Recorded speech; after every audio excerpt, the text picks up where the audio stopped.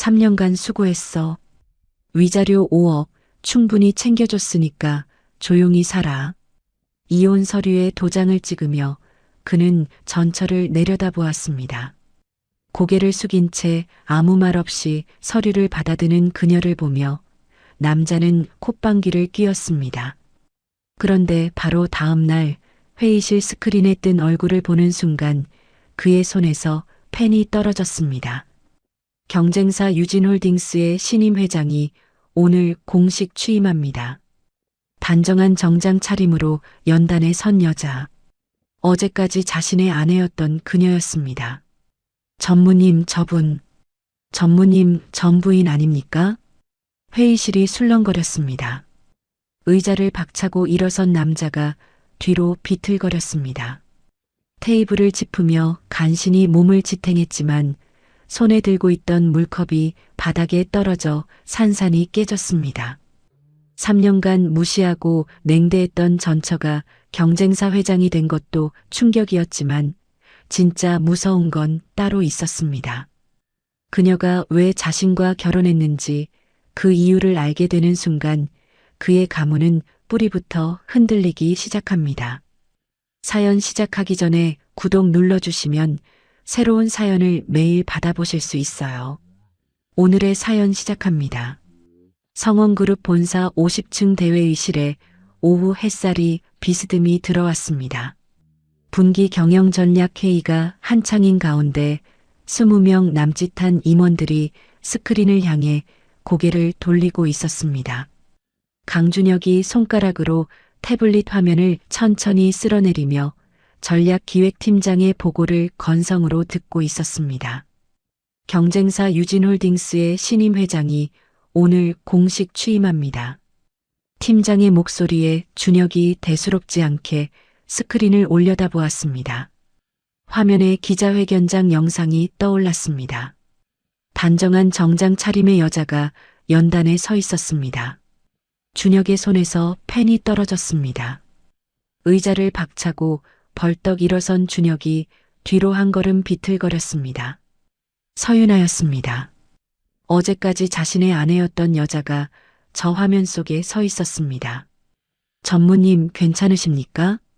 비서실장 오진태가 다급하게 물었지만 준혁의 귀에는 아무 소리도 들리지 않았습니다. 회의실에 있던 임원들이 일제히 준혁을 바라보았습니다. 누군가 작은 목소리로 중얼거렸습니다. 저분, 전무님 전 부인 아닙니까? 회의실 전체가 술렁거리기 시작했습니다. 준혁이 테이블 모서리를 짚으며 간신히 몸을 지탱했습니다. 손에 들고 있던 물컵이 바닥으로 떨어져 산산이 깨졌습니다. 스크린 속 윤아가 입을 열었습니다. 유진홀딩스는 창업주이신 외조부 유재원 선대회장의 뜻을 이어 새로운 도약을 준비하고 있습니다. 성원그룹을 비롯한 기존 강자들과 당당히 경쟁하겠습니다. 회의실 한쪽에서 민서영이 스크린을 응시하고 있었습니다. 서영의 입술이 파르르 떨렸습니다. 손톱이 손바닥을 파고들 만큼 주먹을 꽉 쥔 서영이 입술을 질끈 깨물었습니다. 얼굴에 놀라움보다 공포에 가까운 빛이 스쳤습니다. 서영이 옆에 앉은 김상무에게 눈짓을 보냈습니다. 두 사람이 소리 없이 자리에서 일어나 회의실 뒷문으로 빠져나갔습니다. 24시간 전 서울가정법원 앞 주차장이었습니다. 검은색 세단에서 내린 준혁이 비서에게 말했습니다. 30분이면 끝난다. 여기서 기다려. 법원 로비로 들어선 준혁이 먼저 와 있던 윤아를 발견했습니다. 윤아는 평소처럼 수수한 원피스 차림에 고개를 살짝 숙이고 서 있었습니다. 조정실 테이블 위에 이혼 서류가 놓여 있었습니다. 준혁이 서류에 도장을 찍으며 입을 열었습니다. 3년간 수고했어. 위자료 5억 충분히 챙겨줬으니까 조용히 살아. 윤아가 아무 대꾸 없이 고개만 살짝 숙인 채 서류를 받아들었습니다. 법원을 나서는 윤아의 입가에 희미한 미소가 스쳤습니다. 준혁은 뒤도 돌아보지 않고 주차장으로 향했습니다. 세단에 올라탄 준혁이 비서에게 말했습니다. 드디어 끝났군. 어머니께 연락드려. 같은 시각 성원과 본저였습니다. 전화를 받은 민서영이 만족스러운 미소를 지었습니다. 잘했다. 처음부터 그 여자는 우리 집안과 맞지 않았어. 다시 현재 회의실 스크린에서 기자회견이 계속되고 있었습니다.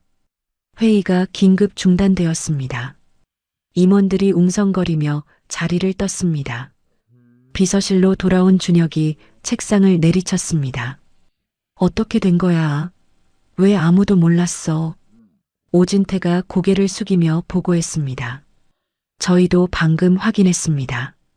유진홀딩스 측에서 신임 회장 인적사항을 취임 당일까지 철저히 비공개로 했습니다. 이사회도 비밀리에 만장일치로 승인했다고 합니다. 준혁이 창밖을 노려보며 이를 갈았습니다. 유재원의 외손녀라고? 그 여자가?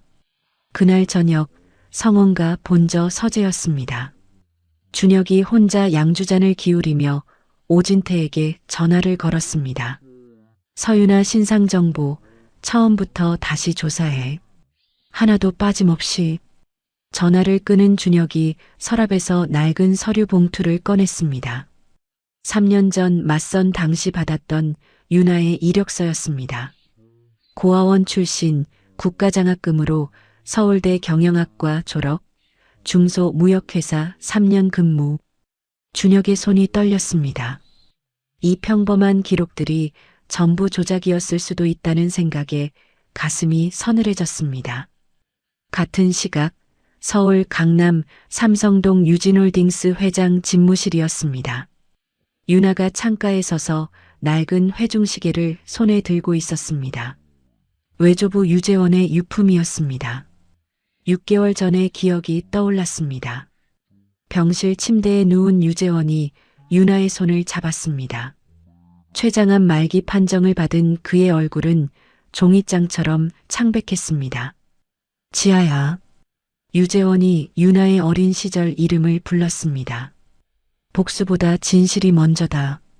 하지만 내 방식대로 해라. 윤아가 외조부의 손을 꼭 쥐었습니다. 할아버지, 저 꼭 밝혀낼게요.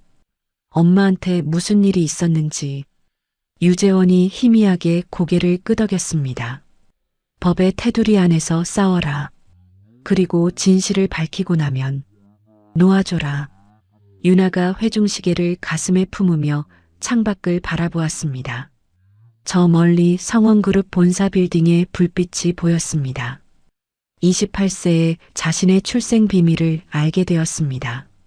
친어머니 유정아의 죽음에 성원가가 연루되었다는 정황을 확인한 후 1년간의 준비 끝에 29세에 강준혁과의 맞선을 수락했습니다. 3년간의 결혼 생활 동안 성원가 내부를 관찰하며 30년 전 사건의 단서들을 하나씩 수집해왔습니다. 결혼 2년 차 유진홀딩스 측에서 윤아를 먼저 찾아냈습니다.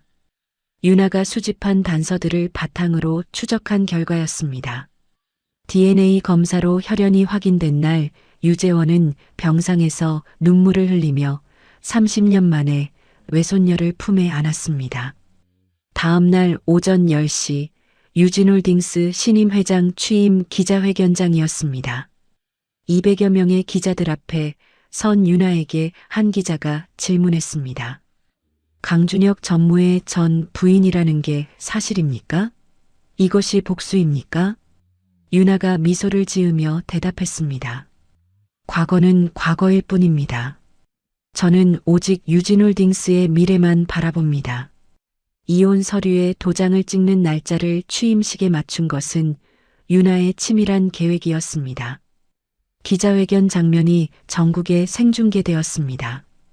SNS에서는 재벌가 스캔들, 전처의 화려한 복수라는 해시태그가 실시간 트렌드 1위를 차지했습니다. 그날 밤 성원가 본저 안방이었습니다. 민서영이 30년 지기 측근 김상무를 은밀히 불러들였습니다. 과거 관련 문서들 완전히 처리된 거 맞지? 김상무가 고개를 숙이며 대답했습니다. 30년 전 모든 서류는 폐기했습니다.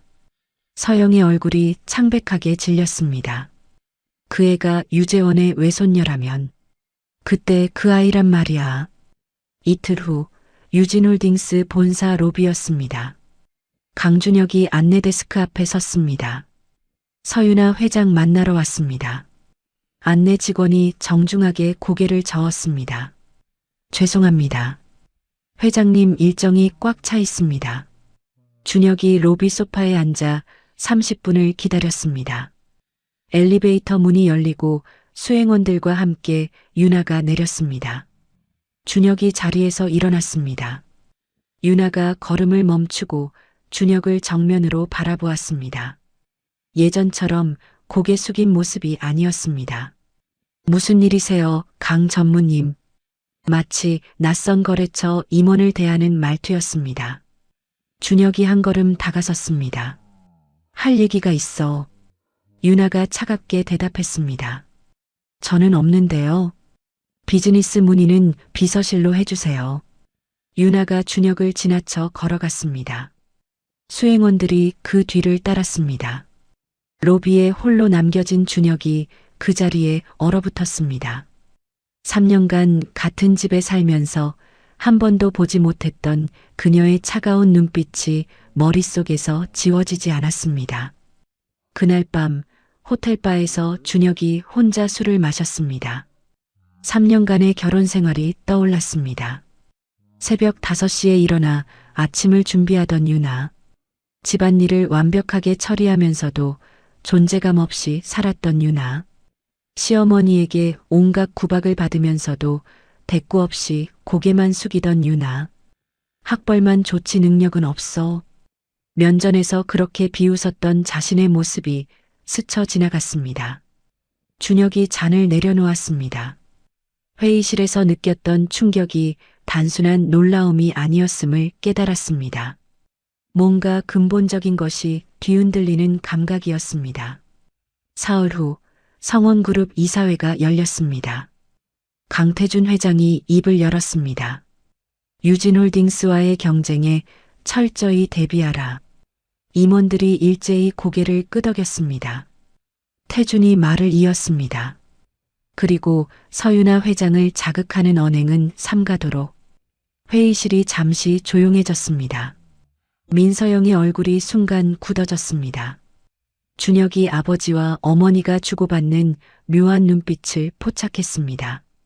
두 사람이 윤아에 대해 자신이 모르는 무언가를 알고 있다는 의심이 머릿속에서 자라나기 시작했습니다. 유진홀딩스 신임 회장 취임 열흘 후 재계에 긴장이 감돌았습니다. 서윤아가 첫 번째 공식 경영 행보를 발표했습니다.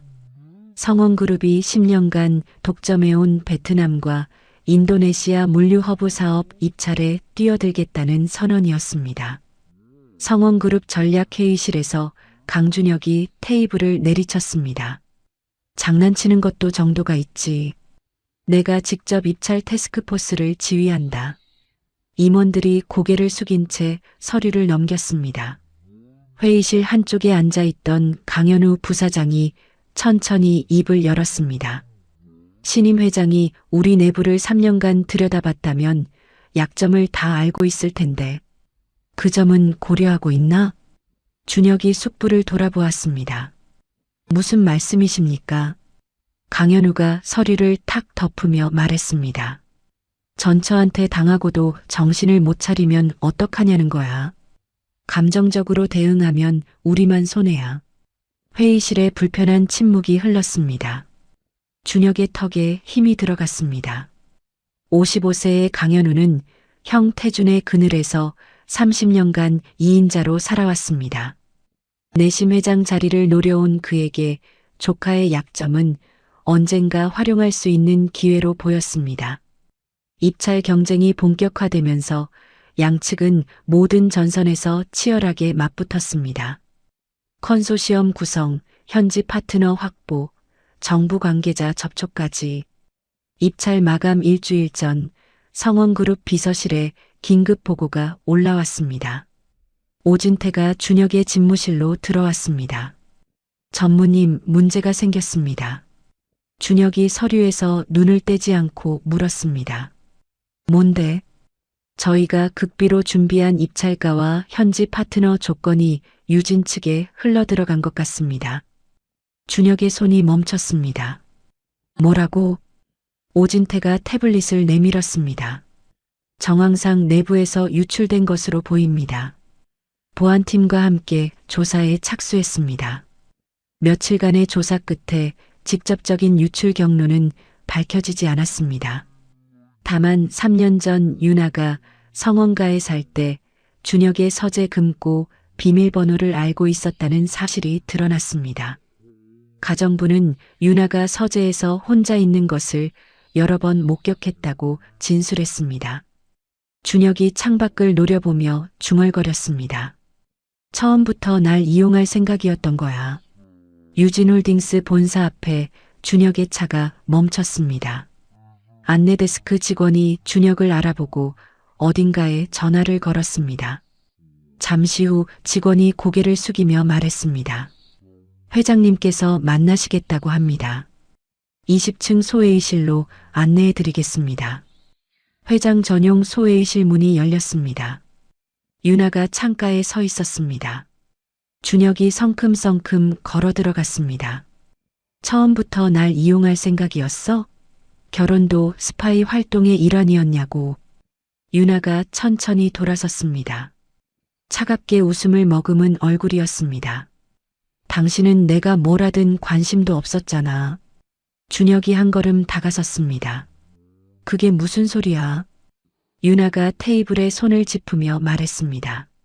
3년 동안 내 방에 들어온 적이 몇 번이나 돼? 내가 뭘 읽는지, 뭘 생각하는지 한 번이라도 물어본 적 있어? 준혁이 입을 다물었습니다. 윤아가 창밖을 향해 돌아서며 말했습니다. 당신 어머니가 나한테 한 말 알아? 내 주제에 이 집안에 들어온 것만 해도 감사해야지. 밥값이라도 하려면 아들 하나 낳아. 매일 그 소리 들으면서 3년을 버텼어. 준혁의 얼굴이 굳어졌습니다. 그건 윤아가 준혁을 돌아보며 말을 끊었습니다. 그건 몰랐다고? 알면서 모른 척한 거잖아. 편하니까. 준혁이 아무 말도 하지 못했습니다. 같은 날 오후 성원가 본저였습니다. 민서영이 서재 문을 열다가 멈췄습니다. 남편 강태준이 책상에 앉아 낡은 신문 스크랩을 들여다보고 있었습니다. 스크랩에 적힌 헤드라인이 보였습니다.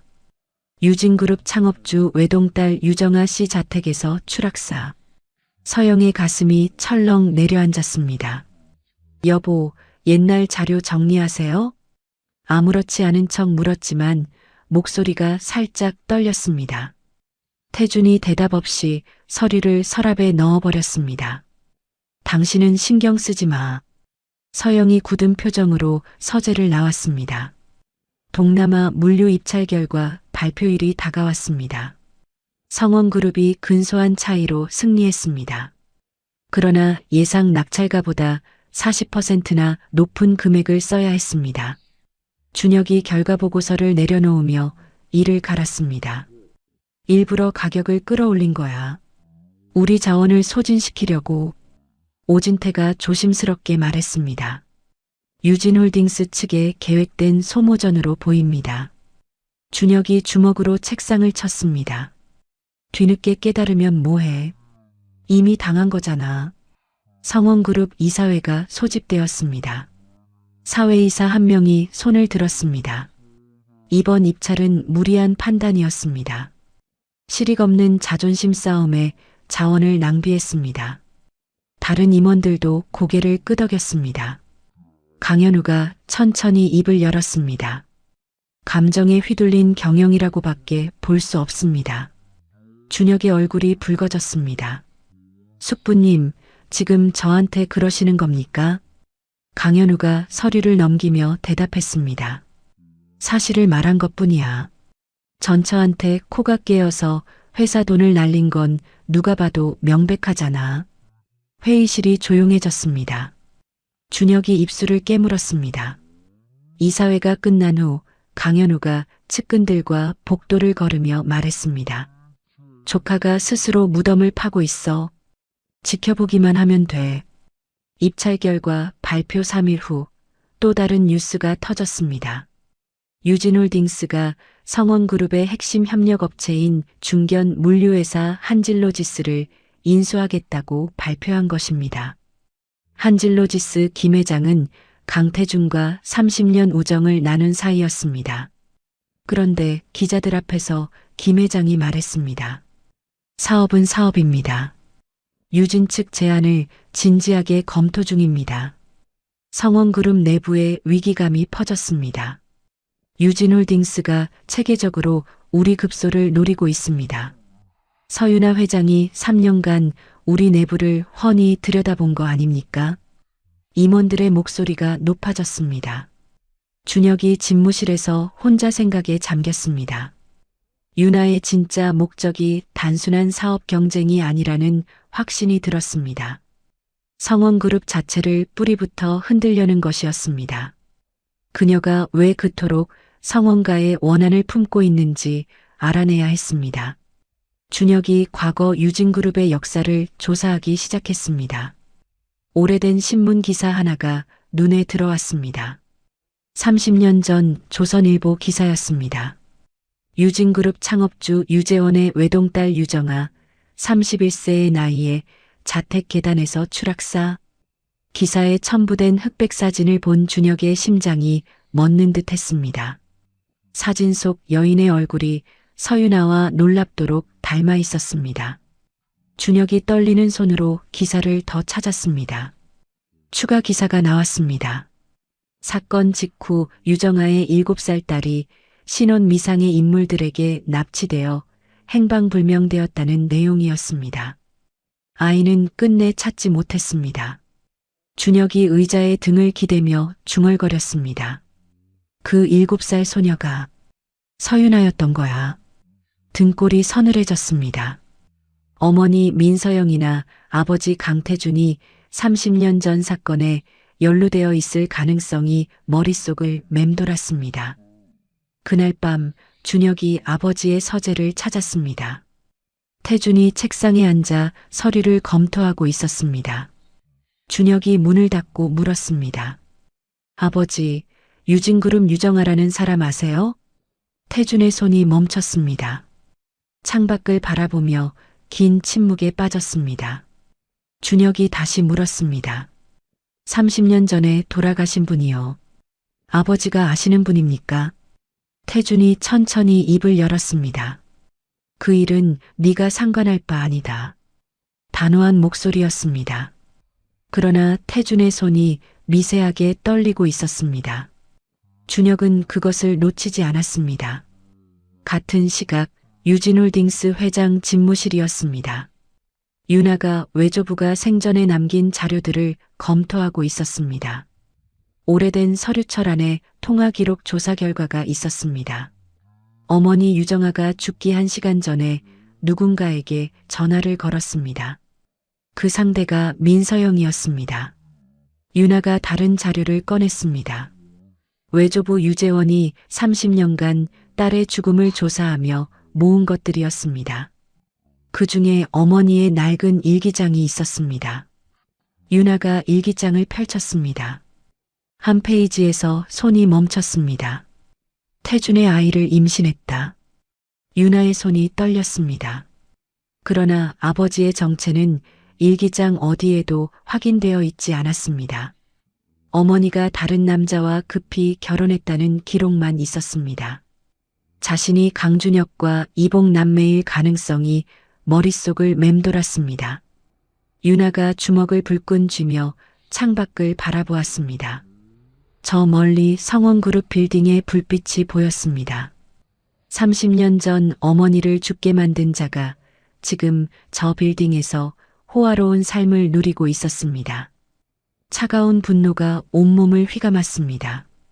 그러나 외조부의 마지막 당부가 귓가에 맴돌았습니다. 복수의 눈이 멀면 너도 무너진다. 윤아가 눈을 감고 깊은 숨을 내쉬었습니다. 동남아 입찰 종료 2주 후 재계와 언론을 뒤흔드는 폭탄 기사가 터졌습니다. 경제주간지 재계포커스가 일면에 대서특필했습니다. 30년 전 유진그룹 상속녀 유정아의 죽음, 타살 가능성 제기. 당시 절친이자 연적이었던 민서영 현 성원그룹 회장 부인이 유령 용의선상에 기사에는 당시 경찰이 수사를 조기 종결한 정황이 담겨 있었습니다. 목격자 진술이 묵살된 정황, 성원가가 수사에 외압을 행사했다는 의혹까지 상세하게 실렸습니다. 기사가 나간 직후 성원그룹 주가가 장중 8% 급락했습니다.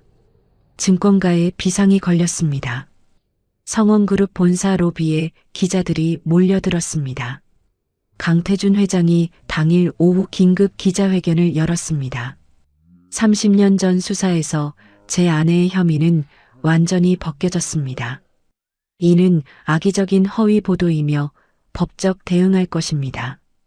기자 한 명이 손을 들었습니다. 회장님, 당시 수사가 외압으로 종결되었다는 의혹에 대해서는 어떻게 생각하십니까? 태준의 얼굴이 굳어졌습니다. 근거 없는 추측입니다. 더 이상의 질문은 받지 않겠습니다. 평소의 카리스마는 빛을 잃었습니다. 여론은 쉽게 수그러들지 않았습니다. 성원가 본저, 민서영이 안방에 틀어박혀 아무도 만나지 않았습니다. 식음을 전폐한 그녀의 얼굴은 하루아침에 10년은 늙어 보였습니다. 강준혁이 어머니의 방문을 두드렸습니다. 어머니, 저예요. 대답이 없었습니다. 준혁이 문을 열고 들어갔습니다. 서영이 침대 가장자리에 앉아 허공을 응시하고 있었습니다. 준혁이 어머니 앞에 무릎을 꿇었습니다. 어머니, 사실대로 말씀해 주세요. 30년 전에 무슨 일이 있었던 겁니까? 서영의 눈에 눈물이 고였습니다. 나는 정아와 다투긴 했어.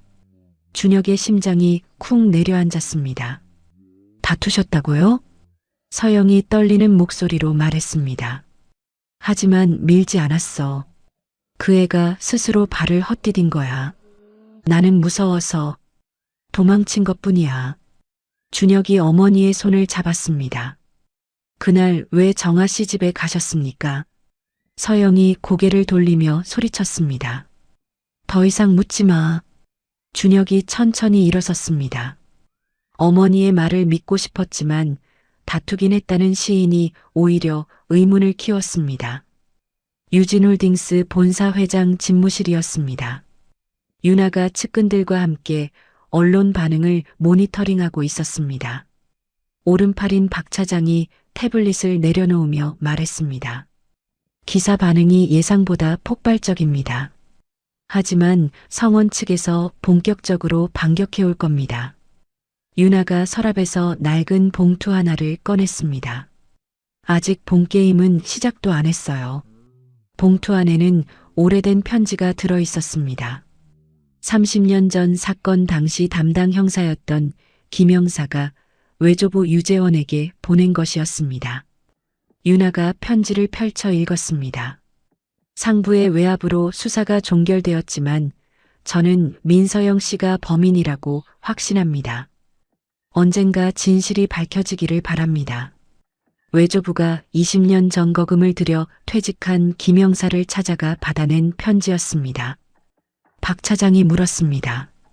이 편지를 검찰에 직접 제출하시겠습니까? 윤아가 고개를 저었습니다. 아니요. 검찰이 스스로 재수사에 나서도록 여론을 만들 거예요. 할아버지 유지대로 법의 테두리 안에서 싸울 겁니다. 같은 시각 성원가 본저 안방이었습니다. 민서영이 측근 김상무를 은밀히 불러들였습니다. 재계포커스 기사, 제보자가 누군지 알아냈어? 김상무가 고개를 숙이며 대답했습니다. 유진홀딩스 측 관계자로 추정됩니다. 서영의 눈이 차갑게 빛났습니다. 더 이상 당하고만 있을 수 없어. 서영이 옷장 깊숙한 곳에서 낡은 서류 봉투를 꺼냈습니다. 20년 전 비밀리에 입수해둔 유정아의 병원 기록이었습니다. 이걸로 역공한다. 3일 후 보수 성향 일간지에 새로운 기사가 나갔습니다. 고 유정아 씨 사망 전 심각한 우울증 알아. 자살 가능성 제기. 기사에는 당시 병원 기록 일부가 첨부되어 있었습니다. 여론이 다시 한번 요동쳤습니다. 인터넷 댓글창이 뜨겁게 달아올랐습니다. 고인을 모독하는 비열한 짓이다. 진실이 뭔지 알 수 없다. 양측 다 믿기 어렵다. 두 재벌가의 싸움이 진흙탕으로 변해가고 있었습니다. 준혁이 집무실에서 기사를 읽으며 한숨을 내쉬었습니다. 자신이 통제할 수 없는 상황에 휘말렸음을 실감했습니다. 며칠 후 준혁이 유나에게 연락했습니다. 서울 외곽의 한적한 카페에서 두 사람이 마주 앉았습니다. 준혁이 먼저 입을 열었습니다.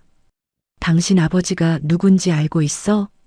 유나의 표정이 굳어졌습니다. 준혁이 말을 이었습니다.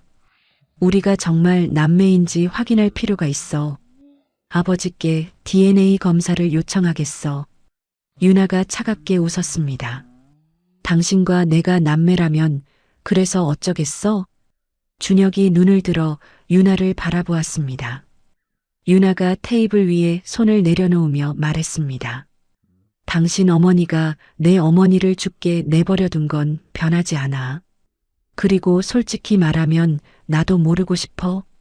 그 남자가 내 아버지라는 사실을. 준혁이 아무 말도 하지 못했습니다. 유나의 눈에서 처음으로 복수심이 아닌 다른 것이 보였습니다. 깊은 슬픔과 수십 년간 쌓인 외로움이었습니다. 그날 밤 성원가 본저 서재였습니다. 강태준이 아들을 불렀습니다. 준혁이 서재 문을 닫고 아버지 맞은편에 앉았습니다. 태준이 오랫동안 창밖을 바라보다가 천천히 입을 열었습니다. 나는 젊은 시절 유정아를 사랑했다. 준혁의 눈이 커졌습니다. 태준이 말을 이었습니다. 양가의 반대로 헤어졌어. 헤어진 후에 정아가 임신 사실을 알렸지만 나는 이미 내 어머니와 약혼한 상태였다. 준혁이 주먹을 꽉 쥐었습니다. 그래서 어떻게 하셨습니까? 태준의 목소리가 낮아졌습니다. 아무것도 하지 못했다.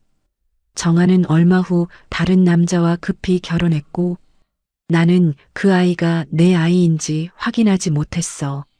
준혁이 물었습니다. 정아 씨가 돌아가신 후에는요? 태준이 고개를 떨구었습니다.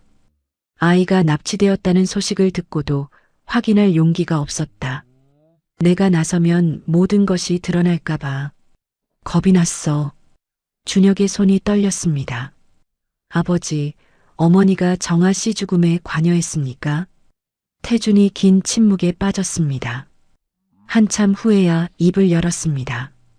그날 밤 서영이가 새벽 3시에 들어왔다. 옷이 흐트러져 있었고 옷에 피가 묻어 있었어. 준혁의 숨이 멎었습니다. 태준이 창밖을 바라보며 말했습니다. 나는 묻지 않았다. 묻고 싶지 않았어. 태준의 눈에 눈물이 맺혔습니다. 준혁은 아버지가 우는 것을 처음 보았습니다. 다음 날 아침 9시 성원그룹 본사에 검은색 차량 여러 대가 도착했습니다. 검찰 수사관 10여 명이 압수수색 영장을 들고 로비로 들어왔습니다. 30년 전 유정아 사망 사건에 대한 재수사가 공식 게시되었습니다. 민서영 여사에게 참고인 신분으로 검찰 출석 요청이 전달되었습니다. 검찰이 재수사에 나선 것은 언론 보도의 여파도 있었지만 결정적인 것은 유진홀딩스 측이 제출한 새로운 증거였습니다. 외조부 유재원이 생전에 수집한 자료들이었습니다. 30년 전 목격자의 새로운 진술서와 당시 외압을 지시한 성원그룹 문서의 사본이 포함되어 있었습니다. 성원그룹 전 임직원에게 비상이 걸렸습니다. 로비에는 수십 명의 기자들이 진을 쳤습니다. 강준혁이 회장실로 달려갔습니다. 태준이 창가에 서 있었습니다. 준혁이 다급하게 말했습니다. 아버지, 어머니를 보호해야 합니다. 태준이 천천히 돌아섰습니다. 이번에는 진실을 마주해야 할 때가 된 것 같다. 준혁이 눈을 크게 떴습니다. 아버지, 태준이 아들의 어깨에 손을 얹었습니다. 30년을 도망쳤어. 더 이상은 안 된다. 같은 시각 유진홀딩스 회장실이었습니다. 윤아가 창가에 서서 TV 뉴스를 지켜보고 있었습니다. 검찰 차량이 성원그룹 본사에 도착하는 장면이 생중계되고 있었습니다. 윤아가 낮게 중얼거렸습니다. 엄마, 드디어 시작이야. 그러나 복수의 쾌감은 느껴지지 않았습니다. 알 수 없는 공허함이 가슴을 짓눌렀습니다. 외조부의 유언이 머릿속에 맴돌았습니다. 진실을 밝히고 나면 놓아줘라. 윤아가 눈을 감았습니다. 손에 쥔 회중시계가 차갑게 느껴졌습니다. 검찰 조사가 시작된 지 열흘이 지났습니다. 민서영은 세 차례의 소환 조사를 받았습니다. 매번 5시간 이상의 강도 높은 신문이 이어졌습니다. 검찰의 초점은 30년 전 범행 자체가 아니었습니다. 최근까지 지속된 증거인멸과 거짓 진술 강요에 맞춰져 있었습니다. 이 범죄들은 아직 처벌이 가능했습니다. 조사 과정에서 충격적인 사실이 드러났습니다. 민서영이 5년 전에도 당시 목격자에게 돈을 주고 입을 막은 정황이 포착된 것입니다. 성원그룹 주가는 한 달 새 23% 폭락했습니다. 일부 큰 투자자들이 지분을 팔기 시작했습니다. 강준혁은 전국을 돌며 투자자들을 만났습니다. 하루 4시간도 못 자는 날들이 이어졌습니다. 어느 비오는 저녁이었습니다.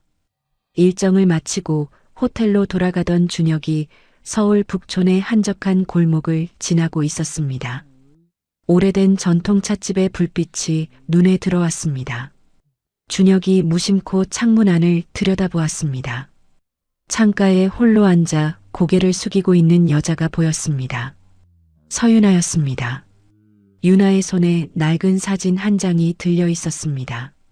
어린 시절 어머니 품에 안긴 자신의 모습이었습니다. 윤아의 뺨으로 무언가 흘러내리고 있었습니다. 빗물인지 눈물인지 알 수 없었습니다. 준혁이 잠시 망설이다가 찻집 문을 밀고 들어갔습니다. 윤아의 맞은편에 조용히 앉았습니다. 윤아가 고개를 들었습니다. 평소의 차가운 표정 대신 지친 얼굴이 드러났습니다. 준혁이 먼저 입을 열었습니다. 오늘은 회사 얘기 안 할게. 그냥 비가 와서. 윤아가 아무 말 없이 사진을 테이블 위에 내려놓았습니다. 한참의 침묵이 흘렀습니다. 윤아가 먼저 말했습니다. 7살 때였어. 준혁이 윤아를 바라보았습니다. 윤아가 창밖의 빗줄기를 응시하며 말을 이었습니다. 낯선 남자들이 나를 끌고 갔어. 충남 논산의 허름한 창고에 3일 동안 갇혀 있었어. 어둡고 추웠어. 아무리 울어도 아무도 오지 않았어. 준혁의 얼굴이 굳어졌습니다. 경찰이 나를 구해줬을 때 나는 내가 누군지 말할 수가 없었어. 기억이 없었거든. 그래서 신원 확인이 안 됐고 서울 보육원으로 보내졌어. 거기서 서윤아라는 새 이름을 받았어. 준혁이 주먹을 꽉 쥐었습니다. 윤아가 쓸쓸하게 웃었습니다. 28살 때 고아원 기록을 뒤지다가 내 원래 이름을 찾았어. 유지야. 1년 동안 추적해서 엄마가 어떻게 죽었는지 알아냈어. 성원가가 연루되었다는 것도. 준혁이 낮은 목소리로 물었습니다. 그래서 나한테 접근한 거야? 윤아가 고개를 끄덕였습니다. 맞선을 수락한 건 진실을 파헤치기 위해서였어. 3년 동안 당신 집안 사람들을 관찰하면서 단서를 모았어.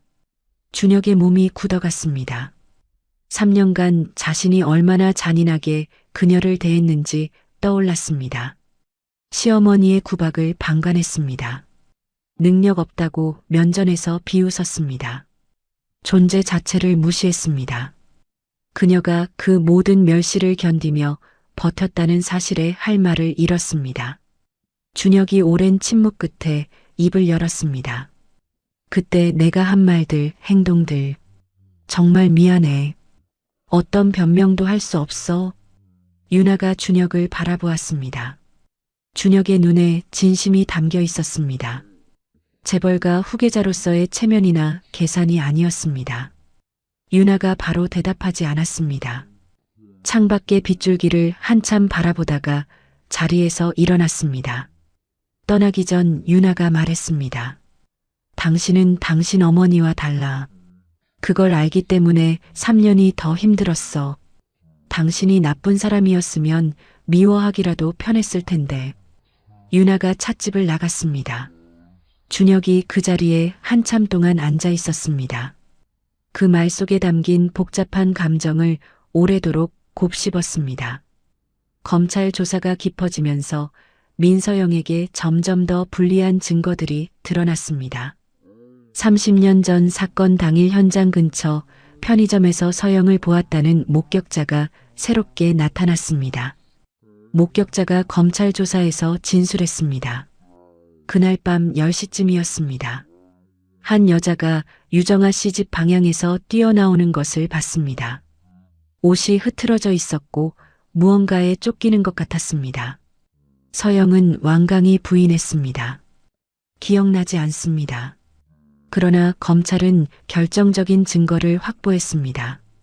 민서영이 2019년에 이 목격자에게 5천만 원을 보낸 계좌 내역이 발견된 것입니다. 최근까지 증거를 없애려 한 행위가 계속되었음을 증명하는 단서였습니다. 강태준 회장은 아내를 보호하기 위해 최고의 변호사 5명을 모았습니다. 그러나 내심 그는 아내의 결백을 확신하지 못하고 있었습니다. 30년간 눈을 감고 살아온 것이 가장 큰 죄라는 자각이 그를 짓눌렀습니다. 강준혁도 어머니의 결백을 믿고 싶었습니다. 동시에 진실을 외면할 수도 없었습니다. 결국 준혁은 스스로 과거 사건의 진상을 파악하기로 결심했습니다. 30년 전 담당 형사였던 김영사를 찾아 나섰습니다.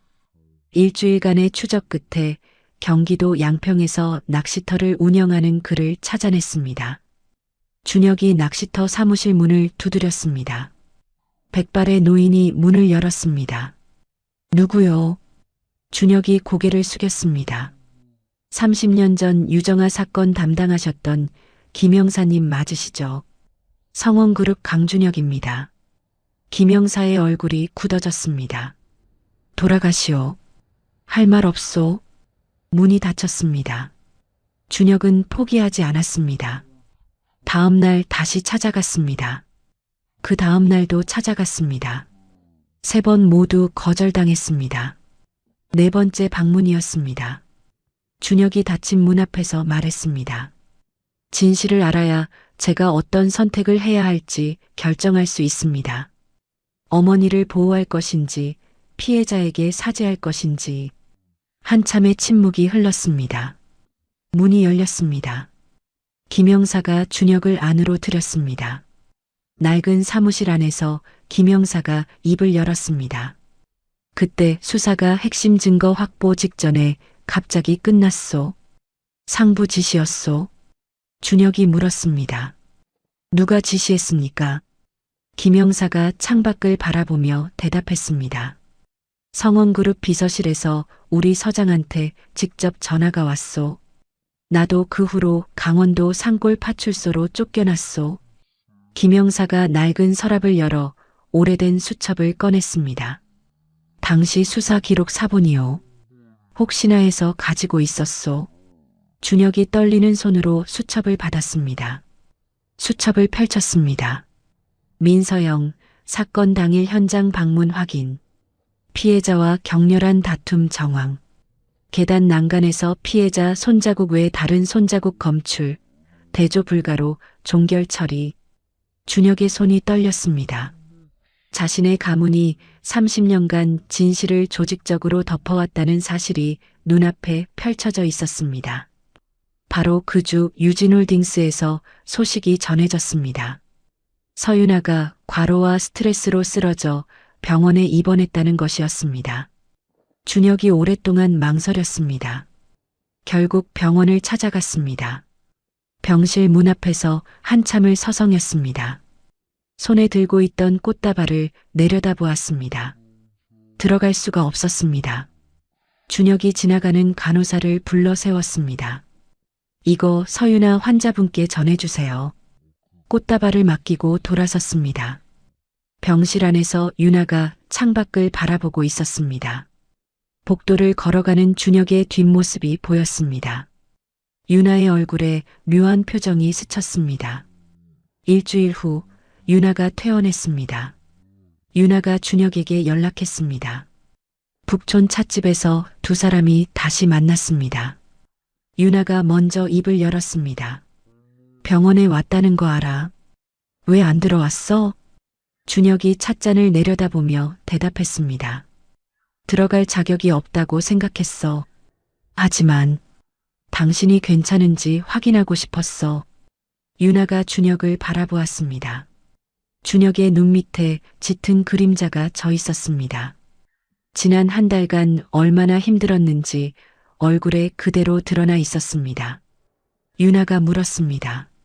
힘들지? 준혁이 쓸쓸하게 웃었습니다. 당신이 걱정할 일은 아니야. 윤아가 고개를 저었습니다. 30년 전 일은 당신 잘못이 아니야. 당신은 그때 태어나지도 않았잖아. 준혁이 고개를 들었습니다. 하지만 내 가족이 저지른 일이야. 내가 책임져야 해.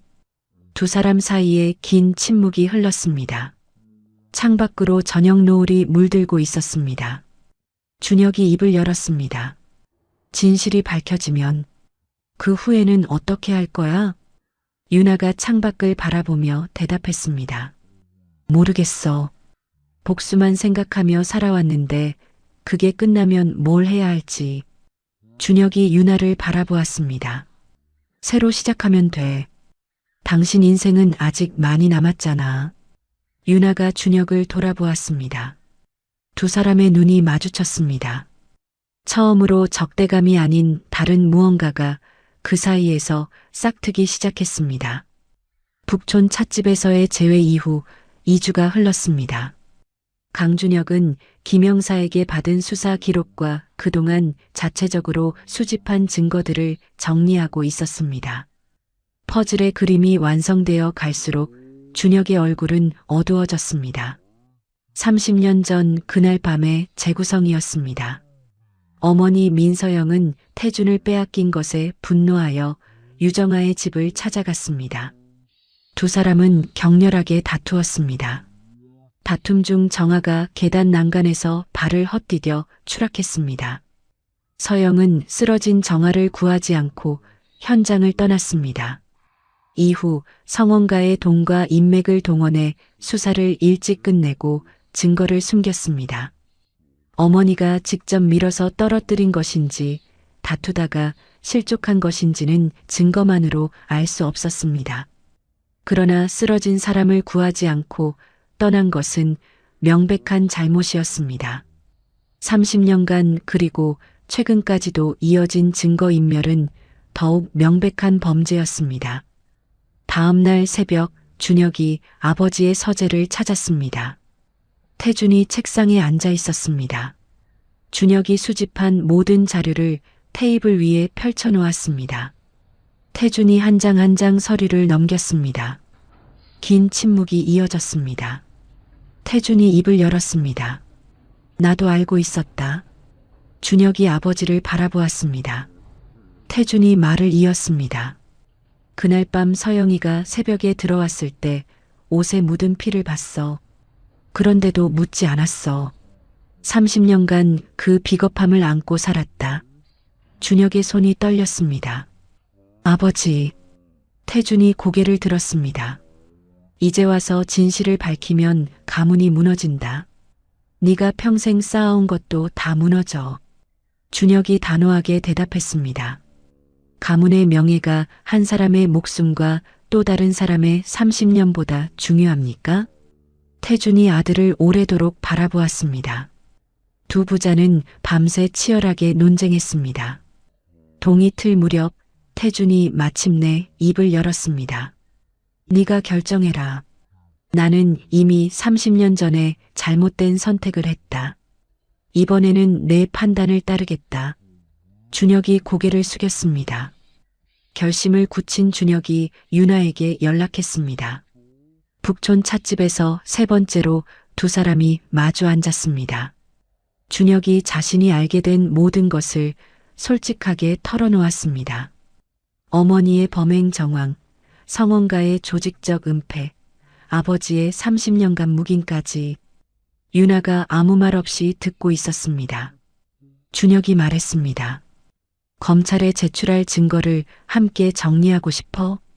피해자 가족이 아니라 가해자 가족이 먼저 나서야 진정한 사죄가 된다고 생각해.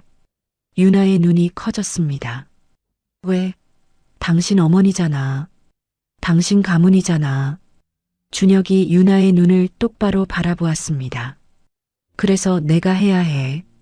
윤아가 한참 동안 말을 잇지 못했습니다. 그날 밤부터 두 사람은 준혁이 비밀리에 마련한 강남의 작은 사무실에서 자료 정리 작업을 시작했습니다. 윤아의 오른팔인 박 차장과 준혁의 비서실장 오진태가 합류했습니다. 법적으로 유효한 증거와 그렇지 않은 것을 분류했습니다. 새벽까지 커피를 마시며 작업이 이어졌습니다. 어느 날 밤 윤아가 먼저 입을 열었습니다. 3년 동안 당신을 미워했어. 준혁이 손을 멈추고 윤아를 바라보았습니다. 윤아가 말을 이었습니다. 복수 대상의 아들이니까. 그런데 가끔 당신 눈빛이 외로워 보일 때가 있었어. 그럴 때마다 흔들렸어. 준혁이 쓸쓸하게 웃었습니다. 나도 마찬가지야. 당신한테 끌리는 걸 인정하기 싫어서 더 차갑게 굴었어. 두 사람의 눈이 마주쳤습니다.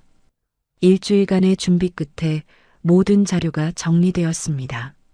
여의도 63빌딩 행사장에 300여 명의 기자들이 모였습니다. 강준혁이 연단에 섰습니다.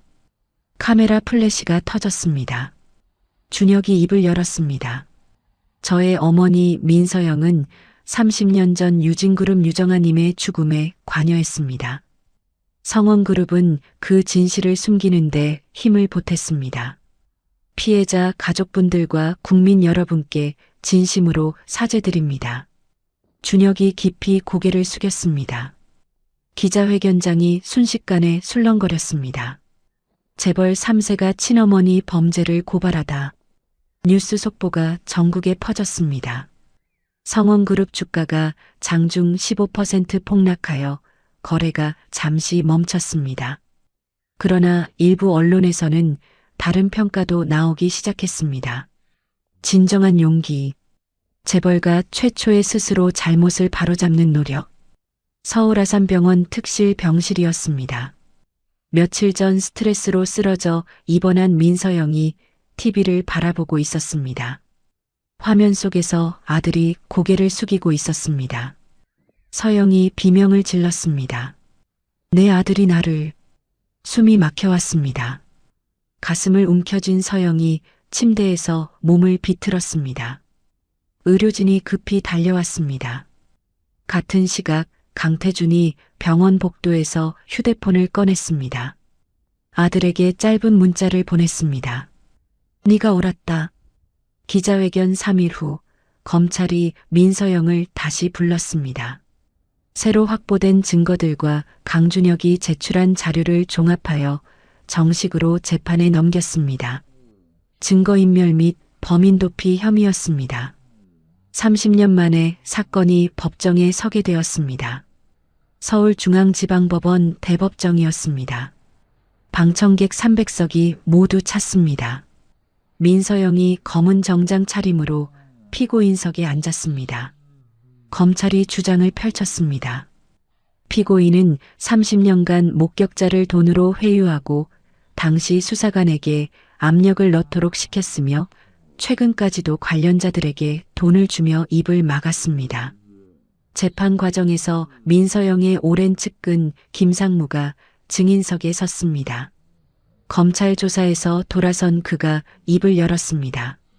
민 여사가 30년 전 유정아의 7살 딸이 납치된 것을 알고도 수소문하지 말라고 지시했습니다. 그 애가 사라져야 우리도 안전하다고 말했습니다. 방청석이 술렁거렸습니다. 방청석 한쪽에서 지켜보던 윤아의 온몸이 떨렸습니다. 30년 전 어둡고 무서웠던 창고에서의 기억이 스쳐 지나갔습니다. 아무리 울어도 아무도 오지 않았던 그 3일이 옆에 앉아있던 준혁이 아무 말 없이 윤아의 손을 잡았습니다. 윤아가 준혁을 바라보았습니다.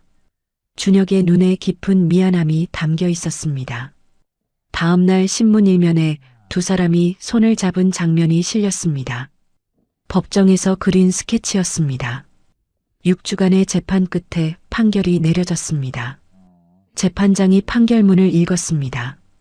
피고인 민서영에 대하여 30년 전 유기치사 혐의는 처벌 기한이 지나 재판할 수 없음을 선고합니다. 다만 2019년부터 이어진 증거인멸 및 범인 도피 혐의에 대하여 징역 3년에 집행유예 5년을 선고합니다. 재판장이 말을 이었습니다. 30년간 진실을 숨기고 피해자, 가족에게 씻을 수 없는 고통을 준 죄는 형량 이상의 도덕적 책임이 있습니다. 서영이 고개를 떨구었습니다. 재판이 끝난 후 준혁과 윤아가 법원 앞 계단에 섰습니다. 준혁이 물었습니다. 이제 어떻게 할 거야? 윤아가 잠시 흐린 하늘을 올려다보았습니다. 외할아버지가 말씀하셨어. 진실을 밝히고 나면 놓아주라고. 이제 그 말씀을 따르려고. 복수는 끝났으니까. 준혁이 윤아를 바라보았습니다. 윤아도 준혁을 바라보았습니다. 두 사람이 처음으로 무장을 내려놓은 미소를 교환했습니다. 판결 후 2주가 지났습니다. 유진홀딩스 이사회가 열렸습니다. 서윤아가 이사들 앞에 섰습니다. 회장직을 내려놓겠습니다. 이사들이 술렁거렸습니다. 윤아가 말을 이었습니다. 복수를 위해 이 자리에 섰습니다. 이제 복수는 끝났습니다. 유진홀딩스는 복수의 도구가 아닌 진정한 기업으로 성장해야 합니다. 윤아가 한 남자를 가리켰습니다. 외할아버지께서 생전에 후계자로 지목해두신 박재현 사장님께 경영권을 넘기겠습니다. 저는 대주주로서 이사회에만 남겠습니다. 박재현 사장이 자리에서 일어나 고개를 숙였습니다. 같은 주 성원그룹 이사회가 열렸습니다. 강준혁이 투명 경영 쇄신안을 발표했습니다. 과거 청산과 윤리 경영을 약속했습니다. 강태준이 자리에서 일어났습니다. 건강이 좋지 않아 회장직에서 물러나겠습니다. 명예회장으로만 남겠습니다. 이사들이 일제히 준혁을 바라보았습니다. 태준이 아들을 향해 고개를 끄덕였습니다. 강준혁이 성원그룹 신임 회장으로 공식 취임했습니다. 재계에서는 새로운 소문이 돌기 시작했습니다. 두 사람이 비밀리에 만나고 있다더라. 민서영의 재판이 끝나고 석 달이 흘렀습니다. 강준혁과 서윤아는 주 23회 조용히 만나며 새로운 관계를 쌓아가고 있었습니다. 어느 주말 저녁이었습니다. 서울 성북동의 고급 식당에서 두 사람이 마주 앉아 식사를 하고 있었습니다. 창밖에서 카메라 플래시가 터졌습니다. 연예 매체 파파라치였습니다. 월요일 아침 포털 사이트 메인에 두 사람의 사진이 떴습니다. 전처와 재결합? 복수국의 충격 반전. 어머니가 죽인 사람의 딸과 사랑에 빠지다. 자극적인 제목들이 도배되었습니다. 댓글창이 뜨겁게 달아올랐습니다. 이게 말이 되냐? 결국 재벌끼리 손잡는 거냐? 피해자가 용서했으면 된 거 아니냐? 두 사람 행복했으면. 비난과 옹호가 첨예하게 갈렸습니다. 열애설이 터진 다음 날 아침이었습니다. 성원과 본저에서 집행유예로 자택 요양 중이던 민서영이 아침 식사를 하고 있었습니다. 숟가락을 든 서영의 손이 갑자기 멈췄습니다. 서영의 몸이 옆으로 기울었습니다. 쿵! 바닥에 쓰러진 서영의 입에서 거품이 흘러나왔습니다. 가정부가 비명을 질렀습니다. 마님, 마님. 119 구급차가 도착했습니다. 서울 아산병원 응급실로 이송된 서영이 검사를 받았습니다. 담당 의사가 강태준에게 설명했습니다. 좌측 뇌출혈입니다. 긴급 수술이 필요합니다. 수술실 앞 대기실이었습니다. 강준혁이 아버지 강태준과 나란히 앉아 있었습니다.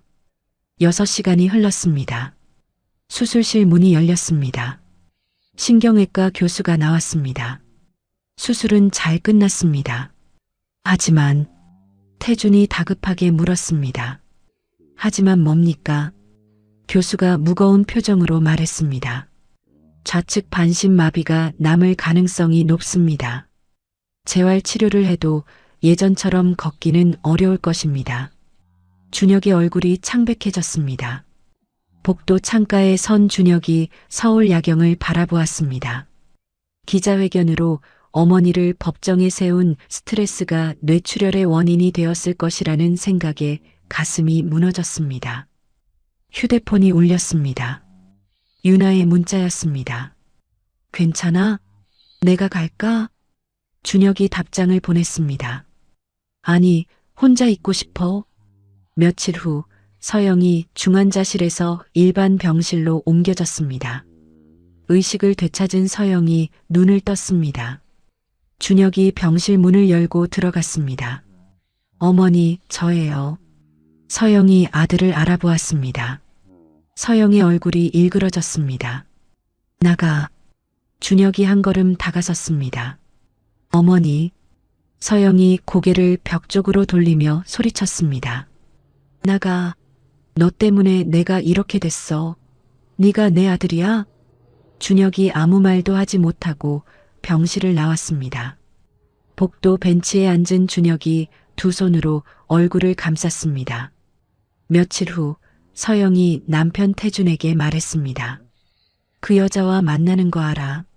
내가 이 꼴이 된 것도 다 그 여자 때문이야. 준혁이가 그 여자한테 빠져서 어미를 팔아먹은 거야. 태준이 아내의 손을 잡았습니다. 서영아, 진정해. 서영이 손을 뿌리쳤습니다. 진정하라고? 내 아들이 원수 집안 딸이랑 연애하는데 어떻게 진정해? 서영의 눈에서 눈물이 흘러내렸습니다. 성원그룹 내부에서도 문제가 터지기 시작했습니다. 강현우 부사장이 원로 임원들을 모았습니다. 비공식 문서가 사회이사들에게 돌아갔습니다. 회장님 부인을 법정에 세워 병들게 한 사람이 어떻게 그룹을 이끄느냐? 경쟁사 출신 여자와의 관계도 이해충돌 소지가 있다. 강현우는 이 기회를 10년간 기다려왔습니다. 2015년부터 성원그룹 해외 계열사를 통해 비자금 800억 원을 만들어 왔습니다. 싱가포르와 홍콩의 서류상 회사들을 통해서였습니다. 그중 200억 원은 자신의 해외 계좌로 빼돌렸습니다. 나머지는 사회이사들과 큰 투자자들에게 뇌물로 뿌려 자기 편으로 만들었습니다. 조카의 실수를 최고의 기회로 삼은 것입니다. 긴급 이사회가 소집되었습니다. 강현우가 손을 들었습니다. 강준혁 회장의 경영 능력과 그룹에 대한 충성심을 검증해야 한다는 안건을 올립니다. 표결이 진행되었습니다. 12명 중 7명이 손을 들었습니다. 안건이 통과되었습니다. 준혁이 이를 악물었습니다. 한 달 안에 경영 성과와 이해 충돌 여부에 대한 해명 자료를 제출해야 하는 상황에 몰렸습니다. 설상가상으로 같은 주 유나에게도 위기가 닥쳤습니다. 뉴스 속보가 터졌습니다. 유진홀딩스 전 회장 서유나 투자 사기 사건 연루 의혹. 윤아가 회장직을 내려놓은 후 개인 돈 50억 원을 투자한 의료 관련 신생기업 메디테크가 대규모 투자 사기 사건에 휘말린 것입니다. 검찰 발표에 따르면 메디테크 대표 이모 씨가 투자자들의 돈 200억 원을 빼돌려 해외로 도망쳤습니다. 윤아는 가장 큰 개인 투자자로서 피해자 중 한 명이었습니다. 그러나 언론은 마치 그녀가 한패인 것처럼 보도했습니다. 유진홀딩스 전 회장, 사기 연루 의혹. 준혁이 윤아의 결백을 증명하기 위해 메디테크 투자 경위를 조사하기 시작했습니다. 조사 과정에서 충격적인 사실이 드러났습니다. 이 대표가 6개월 전 성원그룹 관계자를 통해 윤아에게 투자를 권유받았다는 정황이 포착된 것입니다. 준혁이 오진태에게 물었습니다. 그 관계자가 누구야? 오진태가 자료를 내밀었습니다. 강현우 부사장의 측근입니다. 준혁의 등골이 서늘해졌습니다. 강현우는 조카를 몰아내기 위해 반준혁 세력을 모으는 한편 윤아를 사기 사건에 끌어들여 준혁의 판단력과 인맥 모두를 의심받게 만들려 한 것입니다. 두 마리 토끼를 한 번에 잡으려는 치밀한 계획이었습니다. 그러나 준혁이 윤아를 위해 뛰어다닐수록 성원그룹 내 비판은 거세졌습니다. 회장이 회사 일은 안 하고 여자 문제에만 매달린다더라. 소문이 퍼져나갔습니다. 강태준 명예회장이 아들을 불렀습니다. 지금은 한 발 물러서는 게 현명하다. 현우의 공격 명분을 없애야 해. 준혁이 고개를 저었습니다. 윤아는 억울하게 누명을 쓴 겁니다. 제가 밝혀내야 합니다. 태준이 한숨을 쉬었습니다. 내 마음은 알겠다. 하지만 지금 네가 흔들리면 회사가 통째로 넘어가. 결국 준혁은 이사회의 결정을 받아들였습니다. 일시적으로 회장 직무를 멈추고 경영 일선에서 물러났습니다. 강현우가 회장 직무 대행을 맡게 되었습니다. 이 소식이 전해지자 성원그룹 주가가 오히려 5% 올랐습니다. 시장은 불확실성이 해소되었다고 해석한 것입니다. 모든 것이 무너져 내리는 상황이었습니다. 윤아가 준혁을 찾아왔습니다. 북촌 찻집이었습니다. 윤아가 먼저 입을 열었습니다. 우리가 함께 있으면 서로에게 짐만 되는 것 같아. 준혁이 윤아를 바라보았습니다. 윤아가 말을 이었습니다. 당신은 회사를 지켜야 하고 나는 내 문제를 스스로 해결해야 해. 당신이 나 때문에 전부 잃으면 안 돼. 준혁이 고개를 저었습니다. 지금 헤어지면 당신 혼자 이 난국을 어떻게 헤쳐나가려고. 윤아가 쓸쓸하게 웃었습니다. 당신 곁에 있으면 당신을 공격하는 빌미만 되니까. 제발 당신 자신을 먼저 지켜. 윤아가 자리에서 일어났습니다. 준혁이 윤아의 손을 잡았습니다. 윤아. 윤아가 천천히 손을 빼며 돌아섰습니다. 미안해. 윤아가 찻집을 나갔습니다. 재회 석 달 만에 두 사람은 다시 갈라섰습니다. 혼자 남은 준혁이 창밖을 바라보았습니다. 저 멀리 성원그룹 본사 50층 회장실에 불빛이 보였습니다. 이제는 출입이 막힌 곳이었습니다. 그날 밤 준혁이 자택에서 혼자 양주를 마셨습니다. 어머니의 원망, 회사에서의 쫓겨남, 떠나간 윤아. 지난 1년간 쌓아온 모든 것이 사라지는 것 같았습니다. 절망감이 온몸을 짓눌렀습니다. 새벽녘이었습니다. 준혁이 책상 서랍을 열었습니다. 사진 한 장이 눈에 들어왔습니다. 북촌 찻집에서 윤아가 웃으며 찍은 사진이었습니다. 준혁이 사진을 한참 바라보았습니다. 주먹을 불끈 쥐었습니다. 이렇게 끝낼 수 없어. 준혁이 휴대폰을 들어 오진태에게 전화를 걸었습니다. 진태야, 숙부 뒤를 파헤쳐야겠어. 지금 당장 만나자. 회장 직무가 멈춘 지 2주가 흘렀습니다. 강준혁은 겉으로는 자택에서 쉬는 것처럼 보였습니다. 그러나 매일 밤 비서실장 오진태와 함께 강남의 비밀 사무실에 모여 숙부 강현우의 뒤를 파헤치고 있었습니다. 오진태가 10년치 성원그룹 재무 자료를 분석했습니다. 어느 날 밤 오진태가 노트북 화면을 준혁에게 보여주었습니다. 찾았습니다. 준혁이 화면을 들여다보았습니다. 오진태가 설명했습니다. 강현우 부사장이 2015년부터 싱가포르와 홍콩의 서류상 회사들을 통해 비자금 800억 원을 만들어 왔습니다. 준혁의 눈이 커졌습니다. 오진태가 말을 이었습니다. 그중 200억 원은 부사장 개인 해외 계좌로 빠졌고 나머지는 사회이사들과 큰 투자자들에게 뇌물로 들어간 정황이 있습니다. 준혁이 주먹을 꽉 쥐었습니다. 10년 동안 이런 짓을 해왔단 말이야. 같은 시기 서윤아도 자신을 함정에 빠뜨린 메디테크 사건의 뒤를 쫓고 있었습니다. 윤아는 해외로 도망친 이 대표의 전직 비서를 찾아 홍콩까지 날아갔습니다. 홍콩 카오룽의 허름한 카페였습니다. 40줄의 여자가 불안한 표정으로 앉아 있었습니다. 윤아가 맞은편에 앉았습니다. 이 대표에게 저를 투자자로 끌어들이라고 지시한 사람이 있었죠? 전직 비서가 고개를 끄덕였습니다. 네. 그 대가로 10억 원을 받았습니다. 윤아가 물었습니다. 누구였습니까? 전직 비서가 휴대폰을 꺼냈습니다. 당시 통화를 녹음해뒀습니다. 혹시나 해서요. 윤아가 녹음 파일을 받았습니다. 한국으로 돌아온 윤아가 음성 분석 전문가에게 의뢰했습니다. 결과가 나왔습니다. 전문가가 보고서를 건넸습니다. 녹음된 목소리가 강현우 부사장의 것과 95% 이상 일치합니다. 윤아가 즉시 준혁에게 연락했습니다.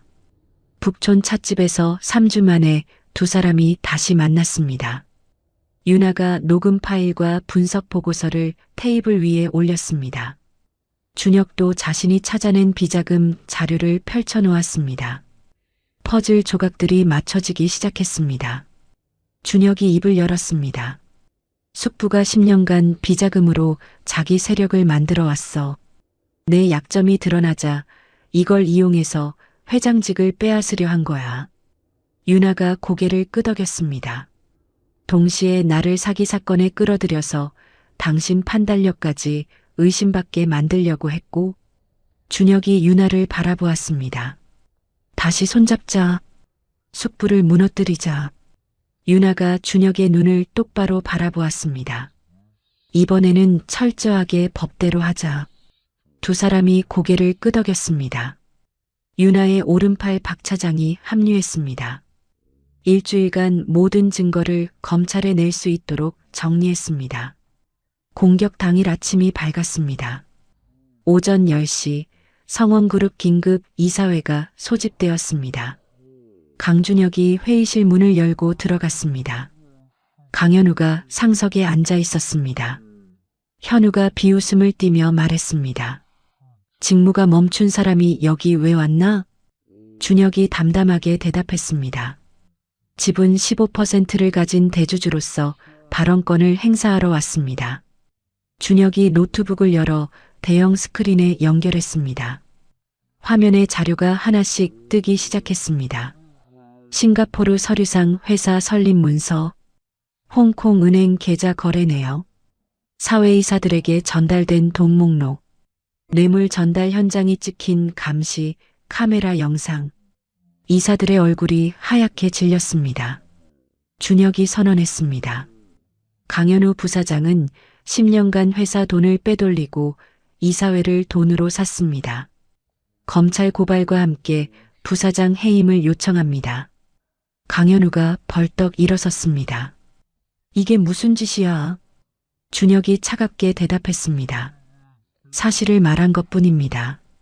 같은 시각 오전 10시 30분 서울 프레스센터였습니다.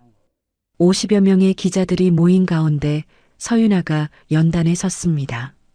메디테크 사기 사건의 진짜 뒤를 밝히겠습니다. 윤아가 스크린에 자료를 띄웠습니다. 녹음 파일이 재생되었습니다. 자금 흐름 내역이 공개되었습니다. 전문가 음성 분석 결과가 나왔습니다. 윤아가 말했습니다. 강현우 부사장이 이 대표를 조종하여 저를 함정에 빠뜨렸습니다. 저는 피해자이지 한패가 아닙니다. 기자들의 카메라 플래시가 터졌습니다.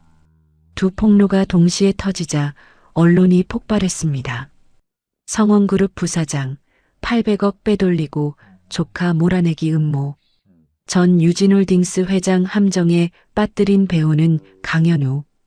뉴스 속보가 화면을 도배했습니다. 성원그룹 주가가 장중 8% 떨어졌습니다. 그러나 곧 증권가에서 분석이 나왔습니다. 강현우 퇴진 시 정상화 기대. 주가 낙폭이 줄어들기 시작했습니다. 이사회가 끝난 직후였습니다.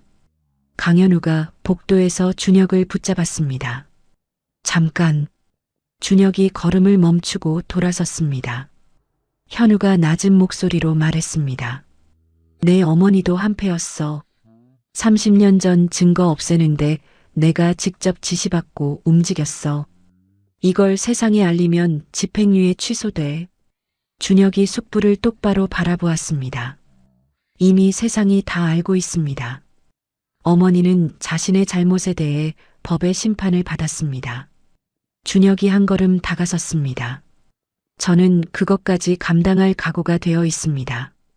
숙부님은 아직 심판받지 않으셨죠. 강현우의 얼굴이 창백하게 질렸습니다. 이사회가 긴급 표결을 진행했습니다. 강현우의 부사장직 해임이 결정되었습니다. 돈을 받았던 사회이사 3명도 스스로 자리에서 물러났습니다. 강준혁의 회장 직무 정지가 풀렸습니다. 준혁이 경영에 복귀했습니다. 일주일 후 검찰이 움직였습니다. 강현우가 특별히 무거운 경제범죄 혐의로 긴급 체포되었습니다. 회사 돈 빼돌리기와 배임 혐의였습니다. 구속영장이 나왔습니다. 강현우가 서울구치소에 갇혔습니다. 그를 따르던 측근 임원 4명도 뇌물받은 혐의로 줄줄이 검찰 조사를 받았습니다. 메디테크 사건에서도 윤아의 결백이 완전히 밝혀졌습니다. 검찰이 수사 결과를 발표했습니다. 서윤아 씨는 이 사건의 피해자로 공식 확인되었습니다.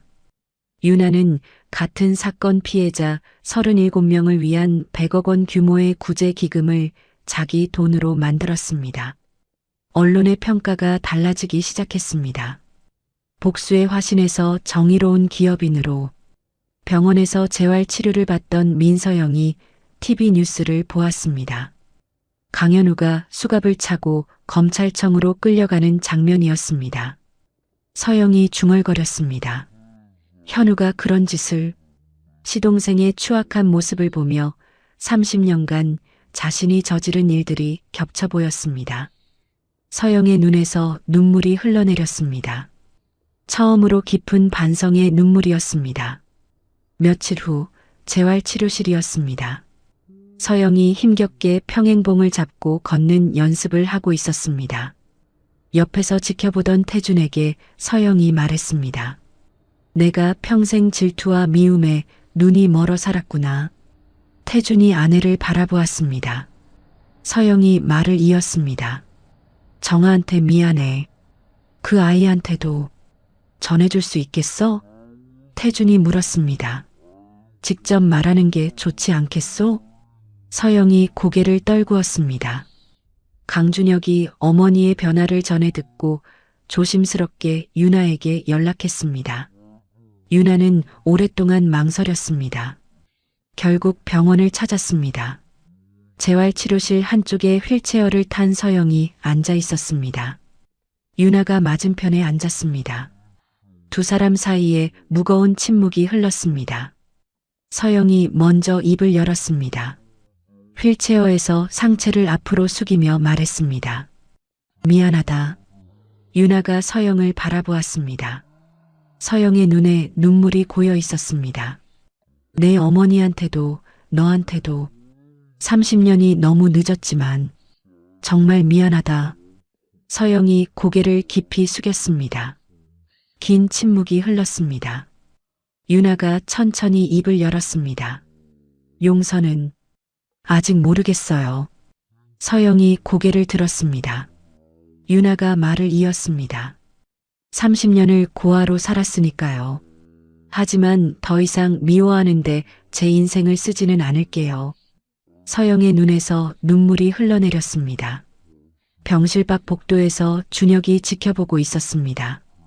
유나가 재활치료실을 나왔습니다. 준혁이 아무 말 없이 유나를 안아주었습니다.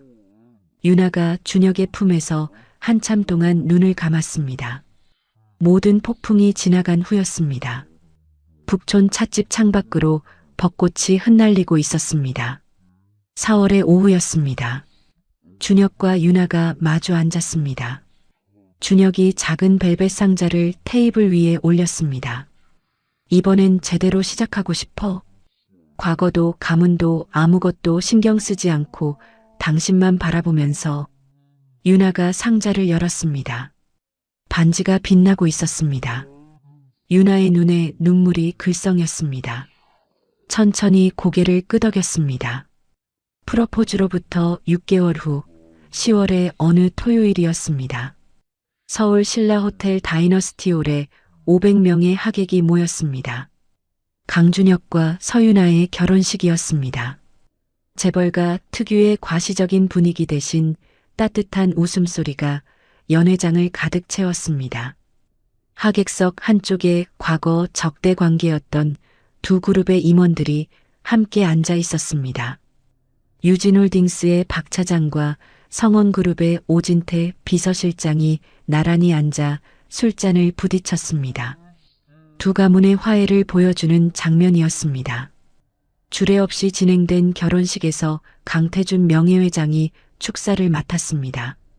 태준이 마이크 앞에 섰습니다. 30년 전 우리 가문의 잘못으로 한 여인이 목숨을 잃었습니다. 한 아이가 부모를 잃었습니다. 연회장이 조용해졌습니다. 태준이 말을 이었습니다. 그 죄는 평생 갚아도 모자랍니다. 오늘 이 결혼이 과거의 아픔을 치유하고 두 가문이 새롭게 시작하는 첫걸음이 되기를 간절히 바랍니다. 태준이 깊이 고개를 숙였습니다. 하객들 사이에서 박수가 터져 나왔습니다.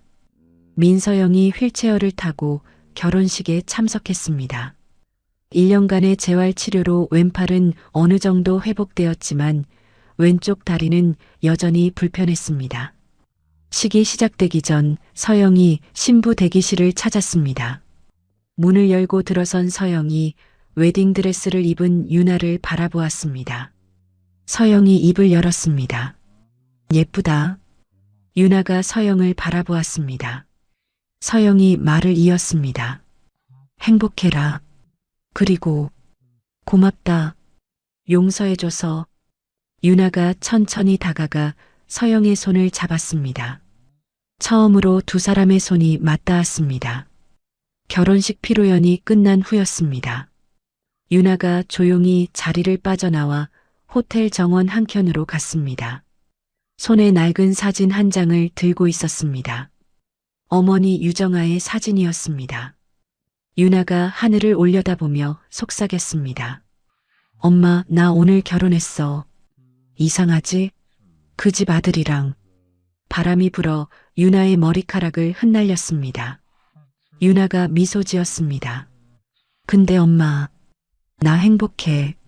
외할아버지 말씀대로 놓아주니까 마음이 편해. 유나가 사진을 가슴에 품었습니다. 결혼 후 두 사람은 각자의 자리에서 새로운 도전을 시작했습니다. 강준혁은 성원그룹 회장으로서 투명한 경영과 사회적 책임을 강조하는 방향으로 회사를 이끌었습니다. 서유나는 유진홀딩스 이사직을 유지하면서 100억 원 규모의 개인 투자 기금 정화재단을 만들었습니다.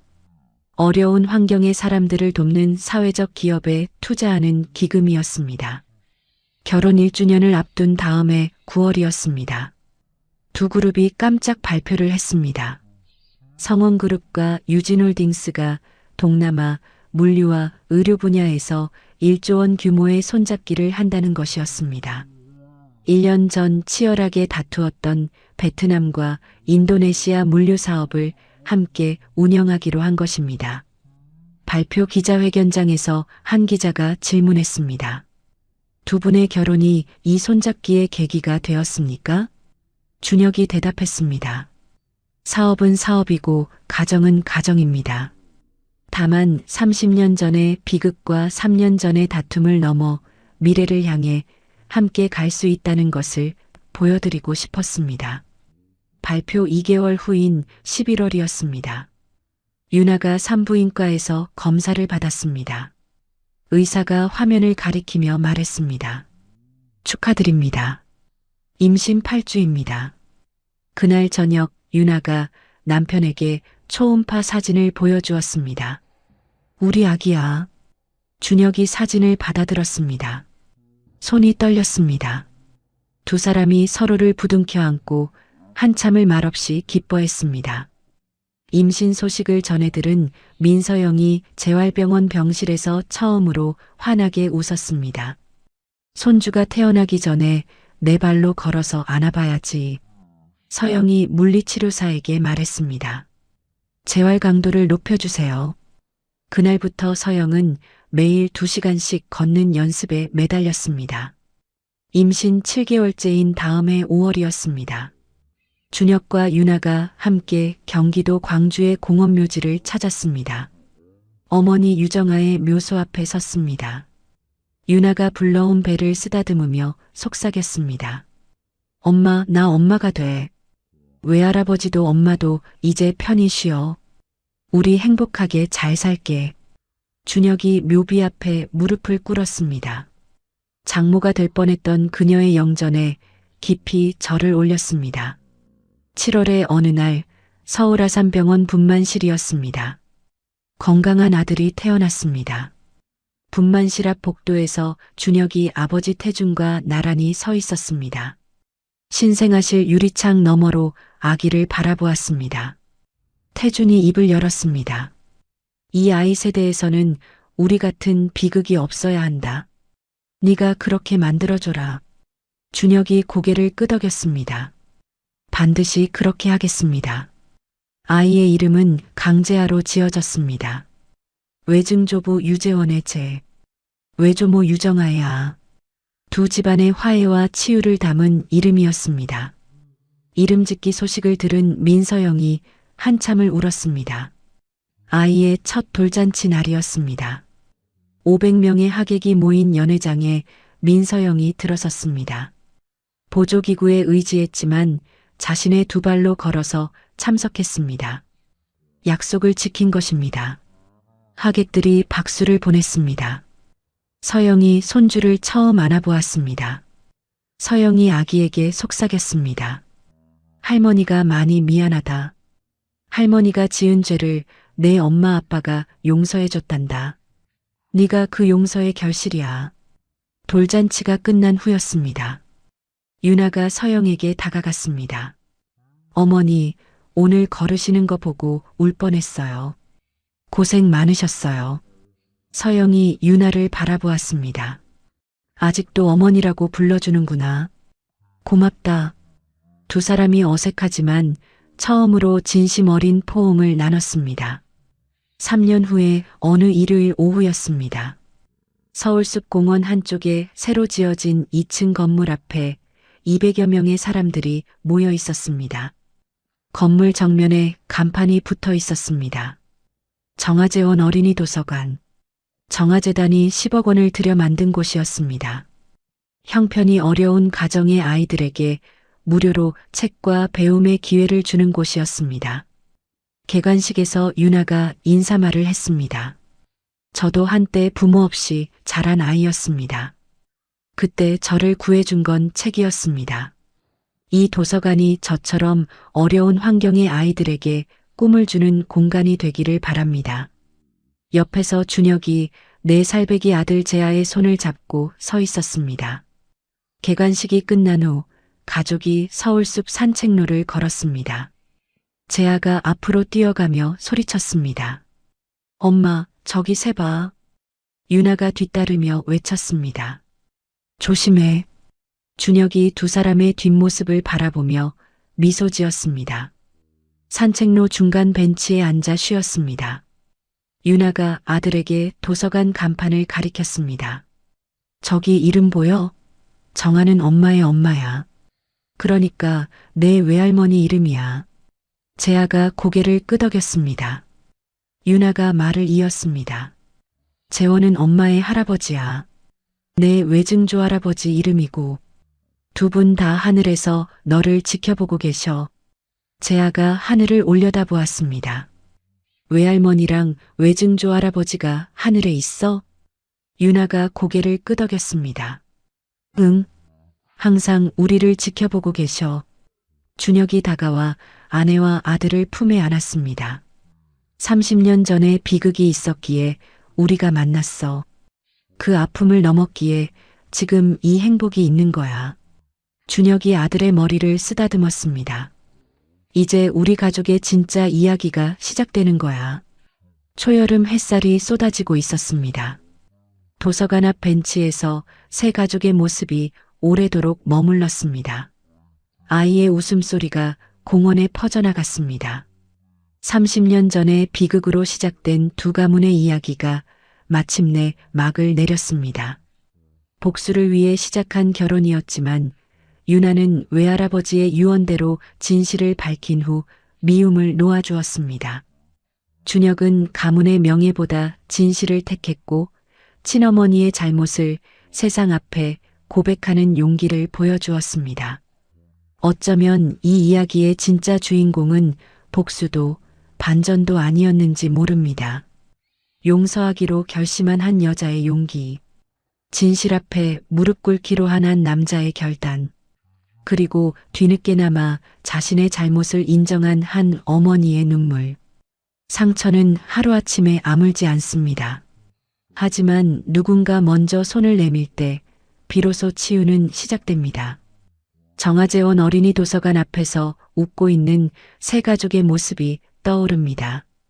외할머니와 외증조 할아버지의 이름을 물려받은 아이 재아가 하늘을 올려다보며 물었습니다.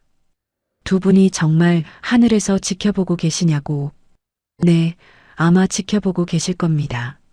30년간 기다려온 진실이 밝혀지고 미움 대신 사랑이 피어난 그 결말을. 오늘 사연은 여기까지입니다. 이야기를 끝까지 들어주신 분이 계시다면 잘 들었다고 댓글 하나만 남겨주세요. 감사합니다.